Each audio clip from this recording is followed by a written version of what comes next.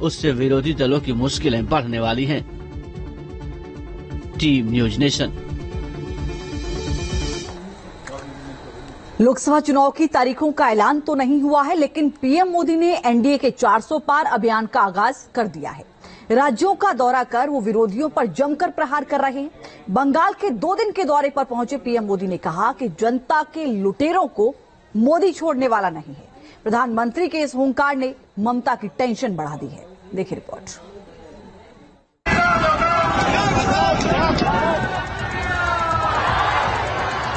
एक बार एनडीए सरकार 400 पार। ये लूटने वालों को लौटाना पड़ेगा।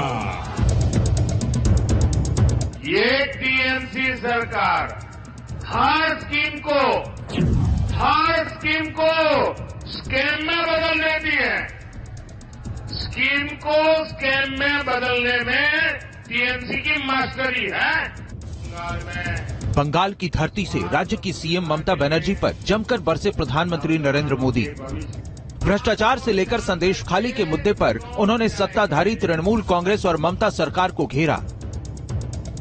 लोकसभा चुनाव से पहले पीएम मोदी के बंगाल दौरे के कई मायने निकाले जा रहे हैं। पहले दिन उन्होंने हुगली के आरामबाग में जनसभा को संबोधित करते हुए साफ कर दिया कि बंगाल को लूटने वालों को मोदी सरकार छोड़ेगी नहीं। वहीं दौरे के दूसरे दिन नदिया जिले के कृष्णा नगर में उन्होंने राज्य में व्याप्त भ्रष्टाचार के लिए टीएमसी सरकार को कसूरवार ठहराया। पीएम मोदी ने बंगाल के कार्यकर्ताओं के लिए सभी 42 सीटों पर जीत का लक्ष्य तय किया है। पीएम ने कैडर के लिए सिर्फ लक्ष्य ही निर्धारित नहीं किया है, उन्होंने ये भी बता दिया है कि किन मुद्दों पर उन्हें ममता सरकार को घेरना है। अब टीएमसी का मतलब ही बदल गया है। टीएमसी का मतलब है तू, मैं, करप्शन ही करप्शन। यहां जिस तरह टीएमसी की राज्य सरकार चल रही है, उसने बंगाल को निराश कर दिया है। टीएमसी के लिए बंगाल का विकास नहीं, बल्कि भ्रष्टाचार और परिवारवाद ही प्राथमिकता है। यानी पीएम मोदी ने संकेत दे दिया है कि लोकसभा चुनाव के दौरान बीजेपी के लिए सबसे बड़ा मुद्दा ममता सरकार के राज में हुआ भ्रष्टाचार ही रहने वाला है। पिछले लोकसभा चुनाव में बंगाल में बीजेपी ने जबरदस्त प्रदर्शन करते हुए ममता बनर्जी के माथे पर चिंता की लकीरों को गहरा दिया था।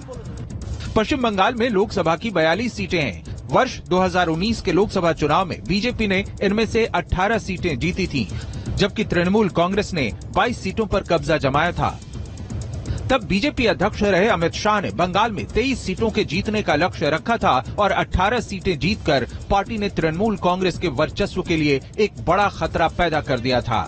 लेकिन इस बार पीएम मोदी ने राज्य की सभी लोकसभा सीटों को जीतने का लक्ष्य फिक्स कर दिया है। पीएम मोदी के इस टारगेट ने ममता बनर्जी और टीएमसी के लिए बड़ी चुनौती खड़ी कर दी है। वर्ष 2014 के लोकसभा चुनाव में बीजेपी को महज 17% वोट मिले थे और वो 2 सीटें जीत पाई थी, जबकि वर्ष 2019 के लोकसभा चुनाव में बीजेपी का वोट प्रतिशत करीब 40 तक पहुंच गया था और उसने 18 सीटें जीती थीं। तब सीपीएम और कांग्रेस के राजनीतिक हाशिए पर पहुंचने की वजह से तृणमूल कांग्रेस विरोधी वोटरों को बीजेपी में ही बेहतर विकल्प नजर आया और लोगों ने उसके पक्ष में खुलकर मतदान किया।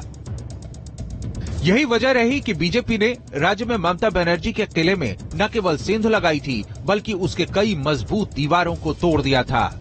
इसलिए इस बार बीजेपी ने जो टारगेट फिक्स किया है, उसने ममता सरकार की टेंशन बढ़ा दी है।